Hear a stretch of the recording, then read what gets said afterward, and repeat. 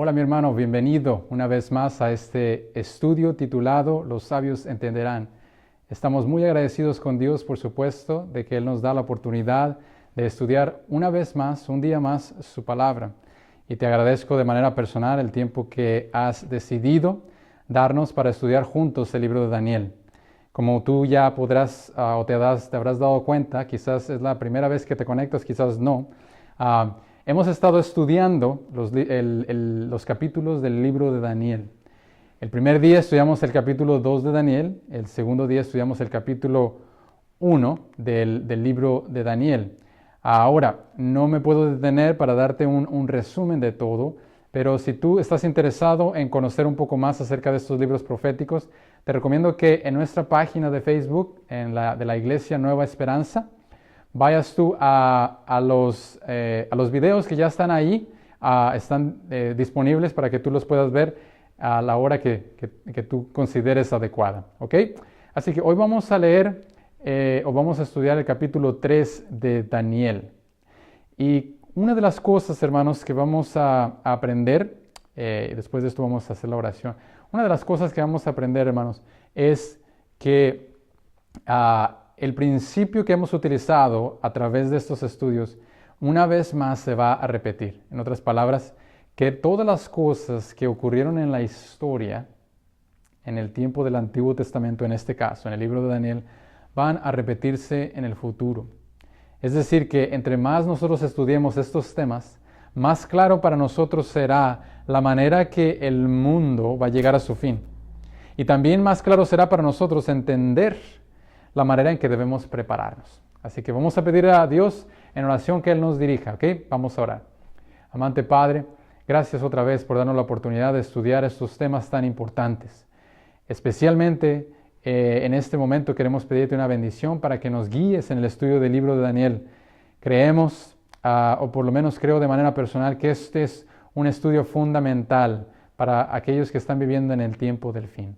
Creemos, Señor, que debemos prepararnos para recibirte y queremos pedirte que tú nos enseñes y nos muestres cuál es la manera que debemos hacerlo. Te lo pedimos todo esto en el nombre de Jesús. Amén. Muy bien, hermanos, vamos a comenzar con el libro de Daniel en el capítulo 3 específicamente. Este capítulo 3 es muy famoso entre aquellos que han estudiado la palabra de Dios anteriormente. Y es famoso, se cuenta esta historia entre los niños generalmente. Pero ahora vamos a conocer y entender cuáles son los principios que nos ayudarán a entender el tiempo del fin. ¿Ok? Daniel 3.1 nos habla acerca del rey Nabucodonosor. Y nos dice lo siguiente: Nabucodonosor, el rey, hizo una imagen. Y la imagen era de oro, cuya altura era de 60 codos y su anchura de 6 codos. ¿Ok? 60 codos, 6 codos. Muchos de los eruditos de este tiempo que han estudiado las religiones, como la religión de Babilonia, han llegado a la conclusión de que muchos de esos ídolos que se hacían anteriormente eran compatibles en sus medidas. Tenían la misma medida de su anchura y de su profundidad. Si esto es cierto en este caso, hermanos, podemos de una vez entender algo del tema que vamos a estudiar en este día.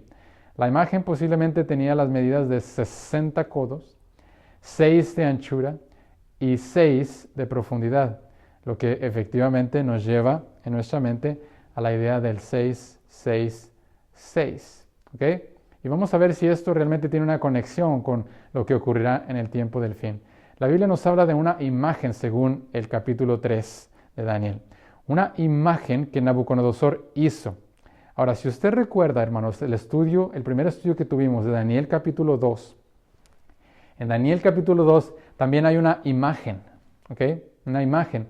La diferencia es que en Daniel capítulo 2, se lo voy a mostrar aquí en la pantalla, la diferencia es que en Daniel capítulo 2, la imagen es una imagen que Dios le da al rey Nabucodonosor. Y esta imagen representa la caída y el levantamiento de los reyes que han gobernado este mundo, comenzando por Babilonia, por el oro, plata, Medo-Persia, el bronce, Grecia, y luego el hierro que representa a Roma. Esa es la imagen que Dios le dio, ¿ok?, a Nabucodonosor. La imagen que Dios le dio a Nabucodonosor también representa que su reino no iba a durar eternamente, porque el primer reino que representa Babilonia, que es el oro, es reemplazado por otro metal que representa otro reino, que es Medo-Persia, ¿ok? Y después otro reino, y después otro reino. Esta imagen demostró a Nabucodonosor que es Dios quien está en el control de la historia. Ahora, lo que pasa, hermanos, en la mente de Nabucodonosor es que hay mucho orgullo en su mente y en su corazón. La razón es simple. Él no puede comprender cómo, o no quiere comprender, mejor dicho, cómo es posible que el Dios de los hebreos sea más poderoso que sus dioses si Él ha tomado cautivo a los israelitas. Lo que Él no entiende claramente es que la desobediencia a sus mandamientos es lo que llevó a los israelitas a ser tomados cautivos. No era por la fortaleza de Nabucodonosor, no era por su inteligencia ni por su astucia, era simplemente porque Dios le permitió a Nabucodonosor tomar esa nación. Nabucodonosor no quiere pensar así. Nabucodonosor quiere pensar que él tiene las respuestas, que él es, en otras palabras, el propio dictador de su vida. Que en cierta manera tiene razón, hermanos. El Señor no forza a nadie a obedecer sus mandatos. Pero hay una cosa muy clara, hermanos, que el orgullo de Nabucodonosor es el orgullo que muchos de nosotros estamos experimentando hoy en día. Sabemos que Dios tiene las respuestas. Sabemos que solamente Dios es el fundamento de nuestra vida y nos resistimos a obedecer. Nos resistimos a seguirlo. Nos resistimos a reconocer que el Dios del cristianismo es el Dios de la verdad. El Dios del cristianismo, porque Cristo es el Dios verdadero, hermanos. A eso me refiero con cristianismo. Ahora, hermanos, Nabucodonosor ha decidido hacer una imagen de oro. ¿Qué nos está diciendo esto? Nos está diciendo que él está desafiando la imagen que Dios le había dado. En otras palabras, esta es una imagen falsa. ¿Está entendiendo esto, verdad? Nabucodonosor ha decidido hacer una imagen falsa, una imagen contraria a la imagen de Dios. Note esto, hermano, esto es muy importante porque al final de nuestro estudio vamos a hacer ciertas conclusiones. Entonces esta imagen, dice Daniel 3.1, la levantó en la planicie de Dura, en la provincia de Babilonia, para que todo el mundo la pudiera ver, una planicie. Y mire qué es lo que va a hacer ahora Nabucodonosor. Fueron reunidos los sátrapas, los gobernadores, los capitanes, astrólogos, tesoreros, legisladores, jueces y todos los líderes de las provincias. ¿Ok? Hermanos, si usted pone atención, estos líderes en realidad son los líderes del mundo, porque en ese tiempo Babilonia era el líder del mundo. Así que Nabucodonosor está trayendo a todos los líderes de sus provincias, en otras palabras, de sus reinos, incluyendo a los capitanes, es decir, a los líderes de sus ejércitos, a los astrólogos, líderes espirituales del mundo, a los tesoreros, líderes del mundo financiero, de este mundo en ese entonces, a los legisladores, a los que hacen las leyes de las naciones, a los jueces, a los que determinan cómo ejecutar las leyes, y la Biblia dice al final, a los líderes del mundo. Es como si Nabucodonosor está trayendo un nuevo o un orden mundial, vamos a decirlo así. Y este orden mundial, hermano, tiene como propósito, según Nabucodonosor, el traerle homenaje. Vamos a ver por qué. Dice Daniel 3.2, que Nabucodonosor los invitó a la dedicación de la estatua que el rey Nabucodonosor había levantado. En otras palabras, hermanos, el rey Nabucodonosor está invitando a los líderes del mundo a un evento político, un evento que aparentemente tiene como propósito dedicar una estatua. Sin embargo, hermanos, vamos a ver cómo este evento político se va a transformar en un evento religioso. Vamos a ver cómo la política, la iglesia se va a unir con el Estado. El aspecto civil con el aspecto religioso. Note ahí. Y estaba en pie delante de la estatua que había levantado el rey Nabucodonosor. Y entonces, las personas que estaban en pie, ahí nos dice la Biblia, eran los líderes, ¿ok? Están delante del pie, delante de la estatua, delante de la imagen que Nabucodonosor levantó. Y luego, ¿qué pasa? La Biblia dice que Nabucodonosor manda un pregonero. ¿Y cuál es el propósito de este pregonero? Note usted, dice, el pregonero anunciaba en alta voz: mándese a vosotros, oh pueblos, naciones y lenguas, que al oír el son de la bocina, de la flauta, del tamborín, del arpa, del salterio, de la zampoña y de todo instrumento de música, os postréis y adoréis la imagen de oro que el rey Nabucodonosor ha levantado. Note, hermanos, que un asunto político ahora se transformó en un asunto religioso. La iglesia y el Estado vienen juntos para imponer una adoración forzada. Una adoración forzada, mi hermano. Eso es interesante porque vamos a ver cómo esto se va a repetir en el tiempo del fin. Y dice: y cualquiera que no se postre, cualquiera que no se arrodille y adore, inmediatamente será echado dentro de un horno de fuego ardiente. Hermanos, recuerde que en ese entonces había muchas personas que estaban reunidas, líderes de todo el mundo prácticamente, incluyendo el líder de Judá. ¿Ok? Porque Judá ya estaba en manos del imperio babilónico, incluyendo el líder de Judá. ¿Ok? Vamos a ver lo que va a suceder después de esto. Primero quiero darles un resumen. Hay eventos principales. Primero, hay líderes poderosos que están envueltos en esto. Hay una unión de religión y de política, una religión de Estado y una unión de Estado y iglesia. Hay una adoración a una imagen falsa, ¿ok? Y esta adoración se forza. Y el que no adore esa imagen, dice ahí, será echado al horno de fuego. Hay una pena de muerte. Hermanos, en el libro de Apocalipsis, vamos ahora a ir al libro de Apocalipsis, porque vamos a ver cómo esto se va a repetir según el libro de Apocalipsis. La Biblia nos habla en símbolos y nos dice en Apocalipsis 13:1: me paré sobre la arena del mar y vi subir del mar a una bestia. ¿Ok? En la Biblia, hermanos, vamos a ir rápidamente a través de estos símbolos porque no tenemos mucho tiempo, no quiero hacer esto largo. El mar representa naciones, pueblos y lenguas, según Apocalipsis 17. Una bestia representa una nación, ¿ok? En la palabra de Dios, usted lo puede leer esto en el libro de Daniel, capítulo 7. Entonces, a través de estos pueblos y naciones surge una bestia, ¿ok? Vamos a llamar esto la primera bestia. Después vi otra bestia, ¿ok? Aquí hay dos bestias involucradas en esta historia. Y dice aquí que esta subía de la tierra, ¿ok? Ahora, la tierra, hermanos, representa un terreno, evidentemente, que no es poblado, así como los mares representan naciones, tribus, lenguas y pueblos. La tierra representa un lugar que no es densamente populado o habitado, perdón. Y dice ahí que esta bestia tenía 2 cuernos semejantes a los de un cordero. Recuerde que en la palabra de Dios, un cordero representa a Cristo, ¿ok? Y si esta bestia representa una nación, un reino, esta bestia, hermanos, dice ahí, cuernos semejantes, es decir, que parece como un cordero.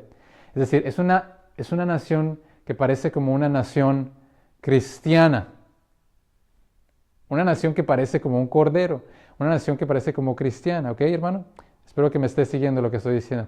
Pero hablaba como un dragón. El dragón representa a Satanás. Entonces, la Biblia nos dice que en un tiempo esta nación parecía una nación cristiana, pero después esta nación se va a convertir y va a hablar como un dragón. Va a hablar como Satanás mismo.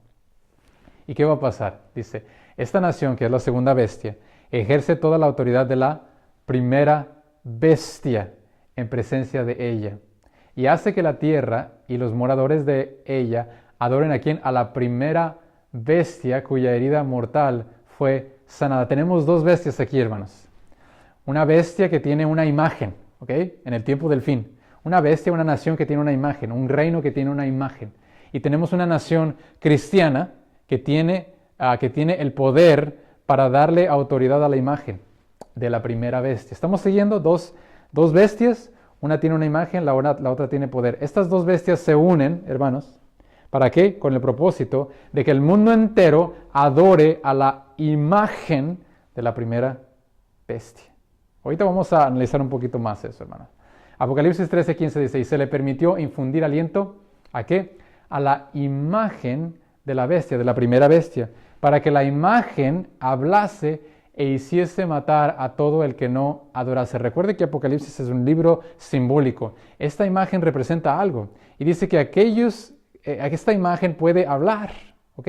Esta imagen tiene palabras y esta imagen tiene el poder para matar a aquellos que no la adoran. Ahorita vamos a entrar un poquito más en eso en detalle, hermanos.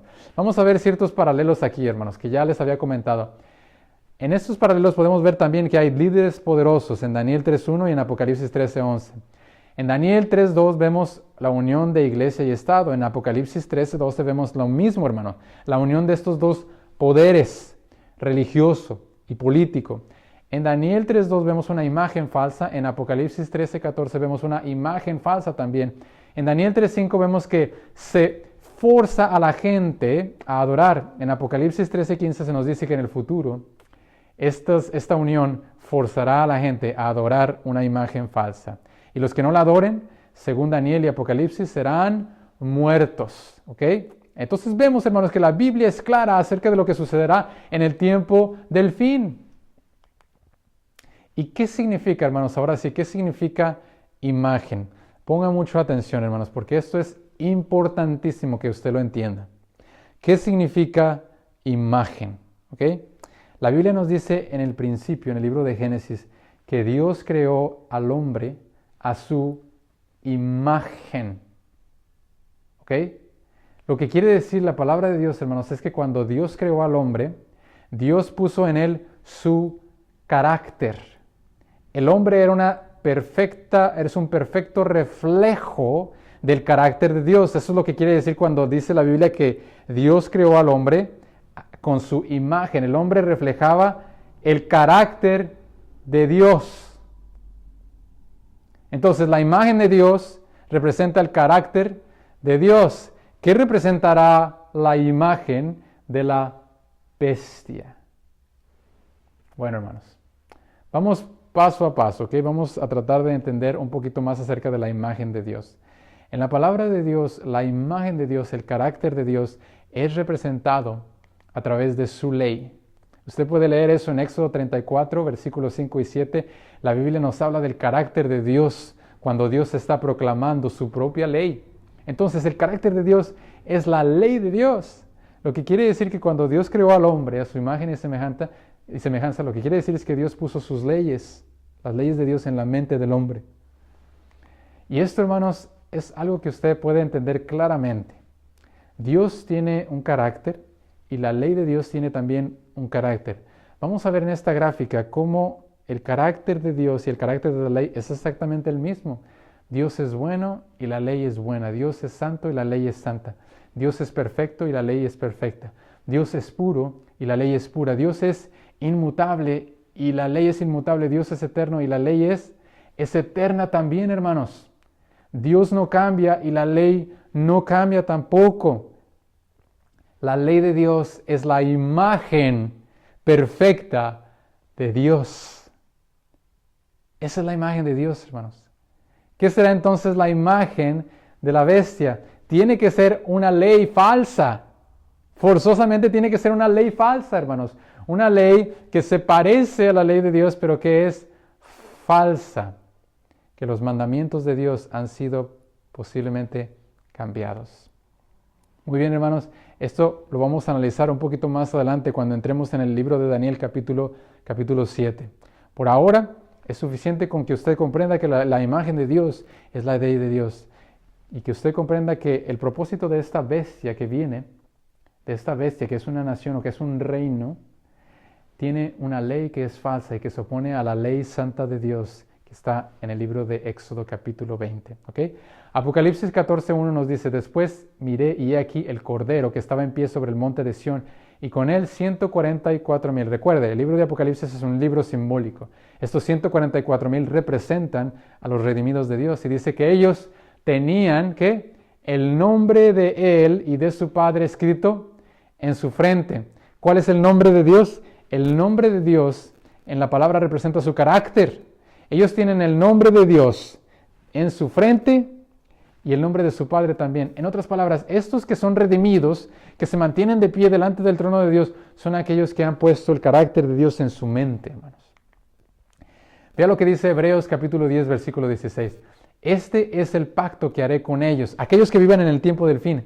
Después de aquellos días, dice el Señor, pondré mis leyes en sus corazones y en sus mentes las escribiré. Note, hermanos, la ley de Dios no se ha quebrantado en ningún momento. La Biblia dice en Hebreos que el pacto que Dios hará con sus hijos es poner sus leyes en la mente de ellos y en sus corazones. La ley de Dios no puede ser quebrantada, la ley de Dios no puede ser cambiada, porque es el carácter, el reflejo del carácter de Dios, hermanos. Si la ley puede ser cambiada o abolida, hermanos, quiere decir que el carácter de Dios también puede ser cambiado y abolido. Y eso sabemos que no puede pasar. Daniel 3:8 dice, por esto en aquel tiempo algunos varones caldeos, unos varones babilonios, vinieron y ¿qué hicieron? Acusaron maliciosamente a los judíos, a Daniel y a sus... perdón, no a Daniel, Daniel no estaba en ese tiempo, a Sadrach, Mesach y Abednego, que eran los otros 3 hebreos, Misael, Ananías y Azarías, que eran los nombres hebreos de ellos. Los acusaron y dijeron al rey, hay unos varones judíos, los cuales pusiste sobre los negocios de la provincia de Babilonia, Sadrach, Mesach y Abednego. Estos varones no te han respetado, no adoran tus dioses, ni adoran la imagen de oro que has levantado. Note usted, hermano, que esta imagen representa a las deidades de Nabucodonosor. Y representa su reino, básicamente. Es un símbolo de su autoridad, hermanos. Es un símbolo de su autoridad. Entonces Nabucodonosor dijo con ira y con enojo que trajesen a Sadrach, Mesach y Abednego al instante fueron traídos estos varones delante del rey. Y habló Nabucodonosor y les dijo, ¿es verdad, Sadrach, Mesach y Abednego, que vosotros no honráis a mi Dios, ni adoráis la imagen de oro que os he levantado?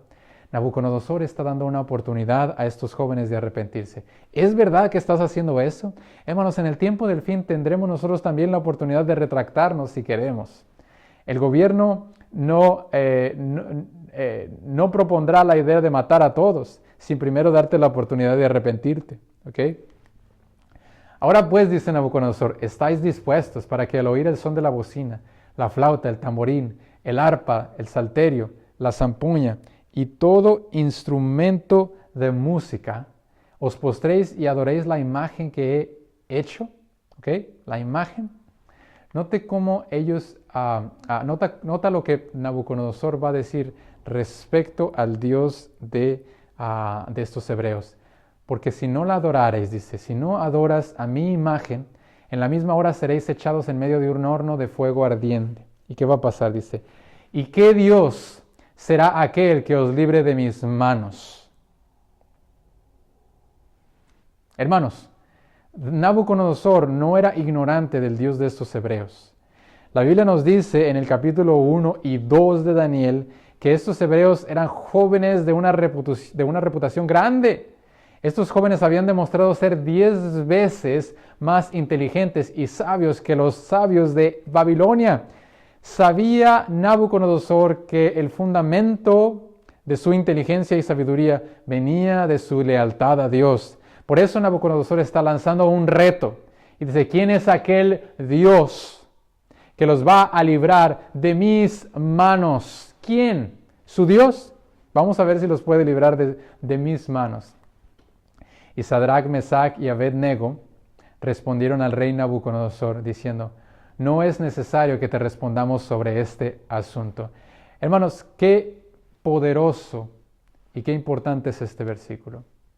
Porque llegará el tiempo, hermanos, en el que directamente y claramente tendremos que responder de qué lado estamos. Y hermanos, habrá de ser un tiempo en el que no tendremos tiempo de meditar. Nuestra respuesta debe ser clara y sencilla como la que ellos dijeron. No es necesario que respondamos acerca de esto. No es necesario si pensamos que es bueno hacer lo que tú nos estás pidiendo. Sabemos que no es correcto porque hay un mandamiento que nos dice que no debemos arrodillarnos ante dioses ajenos, ante una imagen que no es la imagen de Dios, su carácter. He aquí, dijeron ellos, nuestro Dios, a quien servimos, puede librarnos del horno de fuego ardiente, y de tu mano, oh rey, nos librará. Ellos tenían la seguridad que Dios estaba al lado de ellos. Y dice, pero si no, ¿ok? Pero si no, sepa, oh rey, que no serviremos a tus dioses, ni tampoco adoraremos la imagen que has levantado. Hermanos, esta debe ser nuestra respuesta. Aunque algunos momentos de nuestra vida parezca que Dios no se interpone para salvarnos, debemos que responder, si no hace eso, si no nos salva del horno de fuego ardiendo, aún así sepa usted, quien sea, que no vamos a rendirnos ante las tentaciones de este mundo. En este momento, hermanos, en este tiempo, la tentación de arrodillarse ante un ídolo parecía grande. Parecía que si no lo hacían su vida estaba en peligro y en verdad estaba. Pero ellos decidieron honrar al Dios de los cielos, respetando la ley de Dios. Hermanos, puede ser que la tentación en nosotros no llegue de esa manera. Puede ser que no nos sentamos tentados a arrodillarnos ante una imagen. Pero ¿qué tal arrodillarnos ante un ídolo que tenemos muchos de nosotros? ¿Cuánto tiempo destinamos en nuestras vidas y dedicamos al Señor? Nosotros, hermanos, tenemos muchos ídolos, no solamente son estatuas. Hay también muchos ídolos del estómago. Hay muchos ídolos allá afuera que reclaman nuestro tiempo y nuestro dinero. Y muchos de nosotros estamos invirtiendo en estos ídolos. Hermanos, esta es una historia que nos enseña claramente cómo debemos responder a esas tentaciones. Entonces Nabucodonosor se llenó de ira y se demudó su aspecto de su rostro. Hermanos, Nabucodonosor estaba poseído por el enemigo. Eso solamente sucede cuando el enemigo toma control de ti, que es que tu rostro se demuda, se cambia. Y dice ahí que ordenó que el horno se calentase 7 veces más de lo acostumbrado. 7 veces más. ¿Por qué, hermanos? ¿Por qué? Bueno, el 7 en la palabra de Dios representa plenitud, representa que algo está completo. Usted, por ejemplo, puede ir al libro de Génesis, en el capítulo 1, se nos habla de la creación. El mundo fue creado en 6 días y la Biblia nos dice que en el 7º día el Señor terminó su obra y el Señor santificó ese día y lo apartó para un uso santo. Por eso es que nosotros creemos que el día sábado es un día que se debe dedicar para la adoración a Dios. Ahora, ¿no es interesante, hermanos, que aparentemente la condenación que Nabucodonosor está dando a los hebreos tiene que ver con el número 7? Recuerden que el reto que Nabucodonosor lanzó fue, ¿quién es ese Dios que te puede liberar? ¿Es ese Dios del 7º día? ¿Es ese Dios a quien tú rindes tu culto en el 7º día, día sábado, día santificado para la adoración? Vamos a ver si tu Dios puede defenderte. Vamos a calentar el horno de fuego 7 veces más de lo acostumbrado. Y mandó a los hombres más vigorosos que tenía en su ejército a que atase a Sadrach, Mesach y Abednego para que los echaran en el horno de fuego ardiendo. Hermanos, evidentemente Nabucodonosor no confiaba mucho en sus propias palabras, porque aquí ha mandado a los hombres más vigorosos, a los más fuertes, como temiendo que realmente Dios actuara en este momento. Y hermanos, eso es verdad. El Señor estaba listo para actuar y eso es lo que vamos a ver ahora. Entonces estos varones fueron atados con sus mantos, sus calzas, sus turbantes, sus vestidos, y fueron echados dentro del horno de fuego ardiente. Note, hermanos, que la palabra de Dios nos habla de la vestimenta de estos hebreos. Eso es muy importante, hermanos, porque estos hebreos no solamente eran diferentes en su manera de adorar a Dios, no solamente adoraban a Dios en el 7º día sábado, también hablaban diferente, también vestían diferente, hermanos. También comían diferente. Si usted va al libro de Daniel capítulo 1, usted se va a dar cuenta que este pueblo era un pueblo diferente. Hermanos, por eso este pueblo fue directamente atacado. La Biblia hace un énfasis en la manera que ellos estaban vistiendo para que reconozcamos que aún en Babilonia, en un pueblo pagano, los israelitas aún vestían como un pueblo santo. No importa dónde tú vayas, hermanos, no importa dónde tú estés, el Señor te manda a ser un pueblo santo donde quiera que estés. Y la orden del rey, dice, era apremiante y lo había calentado mucho. La llama del fuego mató a aquellos que habían alzado a Sadrach, Mesach y Abednego. Hermano, ¿no es interesante esto? Que la llama de fuego que había sido preparada para destruir a los hijos de Dios fue la llama que realmente destruyó a los enemigos de Dios y que terminó siendo la protección de los hijos de Dios. Vamos a ver. Estos tres varones, Sadrach, Mesach y Abednego, dice, cayeron atados dentro del horno de fuego ardiendo. Hermanos, tal vez usted no pueda notar esto porque está escrito en español, pero cuando usted analiza la escritura hebrea, especialmente la palabra cayeron, esta es la misma palabra que es utilizada anteriormente para describir a los babilonios postrándose delante de la imagen que el rey había levantado. Ellos cayeron, dice la palabra de Dios, ellos cayeron delante de la imagen de Dios, caían y ahí postrados adoraban a su Dios. ¿No es interesante que ahora los que caen son Sadrach, Mesach y Abednego, pero ellos se postran no ante la imagen de Dios, pero eso nos lleva a pensar que ellos se postraron aún en medio de la aflicción, hermanos, aún en medio del horno del fuego, ellos decidieron postrarse delante de Dios. Ellos decidieron hacer lo que era correcto, aún en medio de la aflicción. Ese es un mensaje para ti y para mí, hermanos. No importa por qué situación tú estés pasando. Da gloria a Dios, hermanos. El Señor es tu protector. No importa qué oscuro, no importa qué panorama estemos viviendo en estos momentos. El Señor promete que estará con nosotros. ¿Qué fue lo que pasó? Entonces el rey Nabucodonosor se espantó y se levantó apresuradamente y dijo a los de su consejo, ¿no echamos a 3 varones atados dentro del fuego? Y ellos respondieron al rey, claro, es verdad. Y él dijo, he aquí yo veo 4 varones sueltos que se pasean en medio del fuego sin sufrir ningún daño. Y el aspecto del cuarto dice, es semejante ¿a quién? Al Hijo de Dios. Al Hijo de Dios. Hermanos, esto es algo muy importante. Lo que la palabra nos está diciendo es que Nabucodonosor comprendía quién era el Hijo de Dios, no porque él lo hubiera visto, pero evidentemente nos habla acerca de la fidelidad de Daniel y sus amigos. Ellos habían mostrado a Nabucodonosor quién era el verdadero Hijo de Dios a través de su vida, a través de la predicación de su palabra. Estos jóvenes, hermanos, eran predicadores de su palabra en medio de Babilonia, en medio de la cautividad. Estos hombres, hermanos, demostraron su fidelidad en todo momento. Cuando Nabucodonosor tuvo la oportunidad de enfrentarse cara a cara con el Hijo de Dios, él reconoció que este era el Hijo verdadero, el Hijo del que ellos habían hablado. Y entonces el rey los mandó y dijo, se acercó a la puerta del horno de fuego y dijo, Sadrach, Mesach y Abednego, siervos del Dios Altísimo. Note, hermanos, Nabucodonosor conocía quién era el Dios Altísimo. Salid y venid. Entonces Sadrach, Mesach y Abednego salieron del medio del fuego. Y esto nos muestra algo importante, hermano. El rey habló a Sadrach, Mesach y Abednego, salgan, y la Biblia dice que ellos salieron. Ellos aún, hermanos, aún sabiendo que Dios es su rey y su dirigente, obedecieron las cosas que pueden ser obedecidas de la autoridad civil. Hay momentos, hermanos, en que muchos de nosotros, especialmente hablando entre hispanos, y escuchando todo lo que pasa con el gobierno aquí en Estados Unidos, creemos que debemos estar en contra del gobierno y hablar en contra del gobierno. Hablamos mucho aquí en contra del gobierno de Donald Trump, en México en contra del gobierno que está puesto, en otros países en contra del gobierno. Hermanos, esta no es la actitud que el Señor nos ha mandado tener respecto del gobierno. El Señor ha puesto autoridades de acuerdo a su palabra, es lo que nos dice, y en cuanto respecta a nosotros debemos obedecerlos en lo que podamos, ¿ok? Hay situaciones en que se violan los derechos religiosos de las personas y aquí, hermanos, el Señor nos dice que debemos tomar una decisión. Debemos adorar a Dios en lugar del poder civil.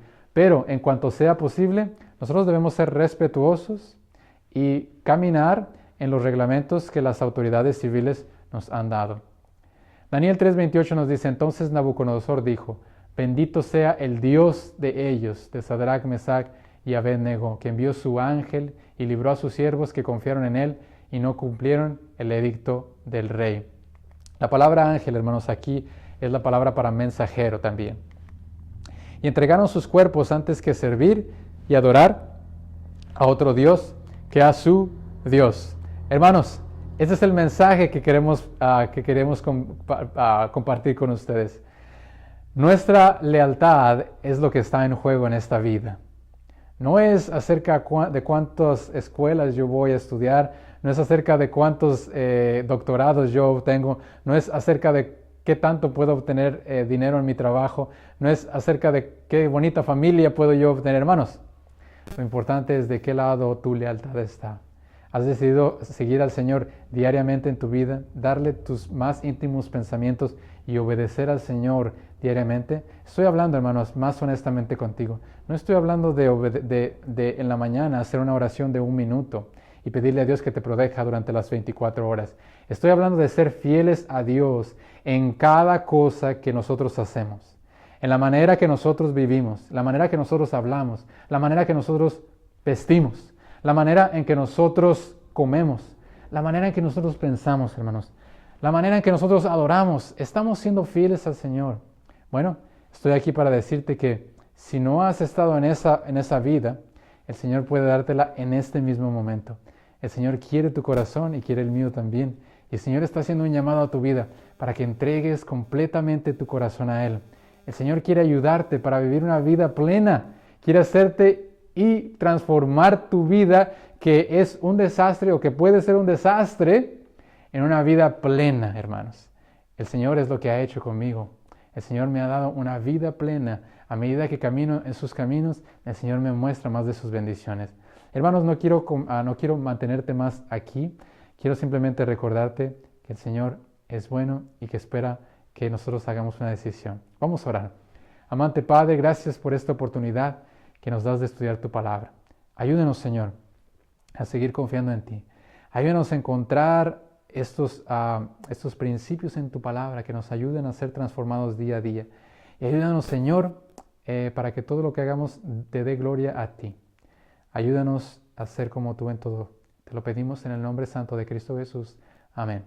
Muy bien, te esperamos mañana a la misma hora y como dicen, por el mismo canal. Que el Señor te bendiga y tengas una bonita noche.